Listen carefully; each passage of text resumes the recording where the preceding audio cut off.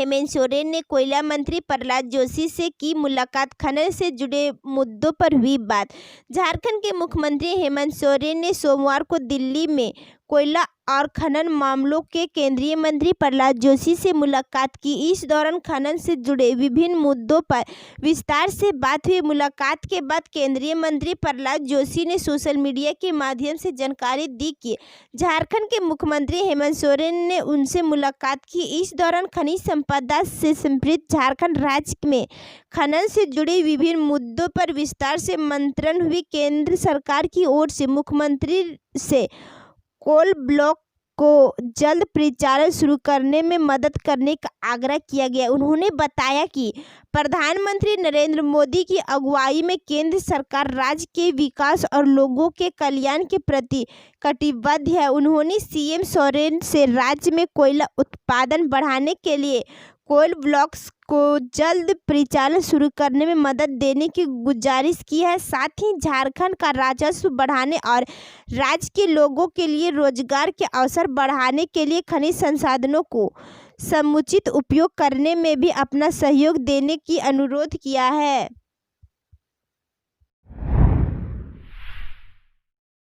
के साथ अगली बड़ी खबर, झारखंड में पंचायत चुनाव कराने के लिए हाईकोर्ट में जनहित याचिका दायर। राज्य में पंचायत चुनाव जल्द कराने के लिए झारखंड हाईकोर्ट में जनहित याचिका दायर की गई। देवघर के जयप्रकाश पंडित ने याचिका दायर कर कहा कि सरकार पंचायत चुनाव नहीं कराकर नियमों का उल्लंघन कर रही है।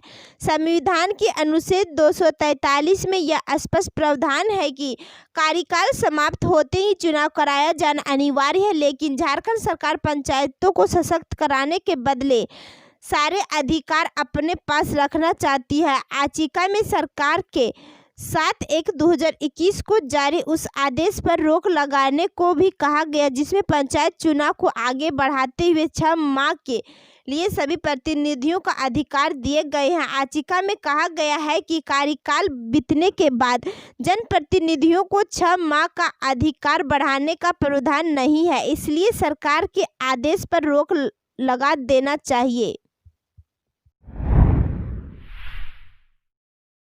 के साथ अगली बड़ी खबर, विधायक प्रदीप और बंधु की 30 सदस्यता रद्द करने के लिए विधानसभा में याचिका दाखिल।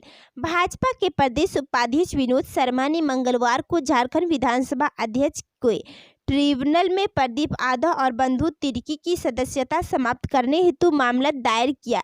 शर्मा ने अपनी याचिका में कहा कि प्रदीप यादव और बंधु तिर्की ने 10वीं अनुसूची का उल्लंघन किया है, जो दल बदल के दायरे में आता है। इस कारण उनकी सदस्यता तत्काल प्रभाव से समाप्त की जाए। इस संदर्भ में विनोद शर्मा ने बताया कि 23 दिसंबर को प्रदीप यादव पेरियाहाट विधानसभा क्षेत्र से और बंधु तिर्की मांडर विधानसभा क्षेत्र के झारखंड विकास मोर्चा के उम्मीदवार के तौर पर विधानसभा निर्वाचित हुए थे।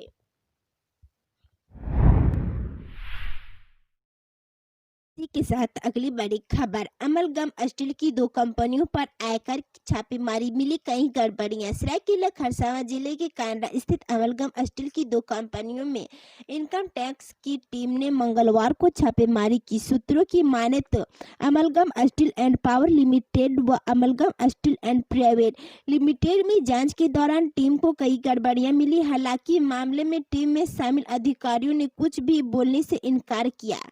भुवनेश्वर से पहुंची थी 7 सदस्यता टीम। ओडिशा ने भुवनेश्वर से आई 7 सदस्यीय टीम के क्षेत्रीय आयकर विभाग के साथ मिलकर दोनों कंपनियों में दाबिश दी और कागजात के साथ साथ कंप्यूटर खंगोले। जांच के दौरान कई गड़बड़ियां भी मिली। टीम में क्षेत्रीय उपनिदेशक, 2 इनकम टैक्स ऑफिसर व 4 पुलिसकर्मी शामिल है। के साथ अगली बड़ी खबर, कोल्हान विश्वविद्यालय को 2 दिनों के लिए कर दिया गया बंद। जानिए क्या है कारण।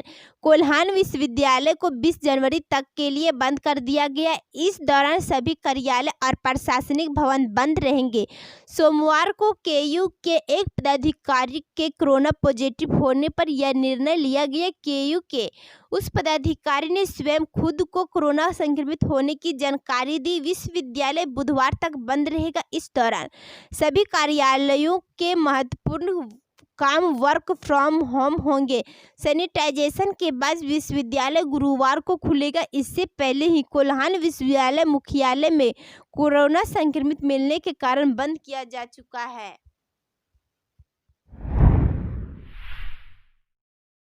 के साथ अगली बड़ी खबर, ऑनलाइन परीक्षा के बाद अगले सेशन में प्रमोट होंगे छात्र। कोविड-19 के कारण स्कूल बंद हुए लगभग 10 महीने हो चुके हैं। पूरे साल छात्रों ने ऑनलाइन पढ़ाई के माध्यम से ही सिलेबस पूरा किया है। अब उनमें फाइनल परीक्षा को लेकर असमंजस की स्थिति। हालांकि निजी स्कूलों ने ऑनलाइन परीक्षा के लिए तैयारी कर ली है, क्योंकि अब तक स्कूल खुलने को लेकर राज्य सरकार ने कई भी गाइडलाइन जारी नहीं की है।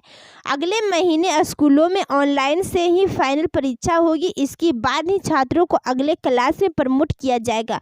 वहीं अब तक सरकारी स्कूलों में फाइनल परीक्षा को लेकर कोई भी निर्देश जारी नहीं किया गया है। शिक्षा परियोजना ने इसको लेकर अब तक विभाग को कोई भी सूचना नहीं दी है। हालांकि सरकारी स्कूलों में ऑनलाइन परीक्षा लेना संभव नहीं होगा, क्योंकि अब तक साधनों के अभाव में ऑनलाइन एजुकेशन से लगभग 60% छात्र ही अब भी वंचित हैं। विस्थापितों को प्राथमिकता के आधार पर मिले नौकरी।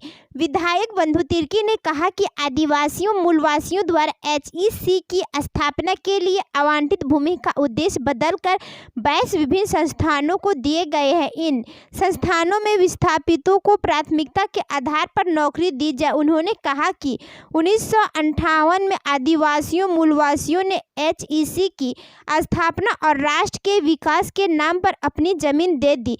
2555.79 करोड़ भूमि रांची नगर निगम द्वारा सर्वे में सरप्लस घोषित किया गया है। इस भूमि पर 22 विभिन्न केंद्रीय और निजी संस्थाओं को जमीन आवंटित किया गया है। IIIT और IIM पासपोर्ट कार्यालय बनकर तैयार है और कार्यालय भी प्रारंभ हो चुका है। इन केंद्रीय और निजी संस्थानों में विस्थापितों को प्राथमिकता के आधार पर नौकरी दिया जाए। मंत्री ने मुख्यमंत्री के विकास में पूरा सहयोग का दिया भरोसा।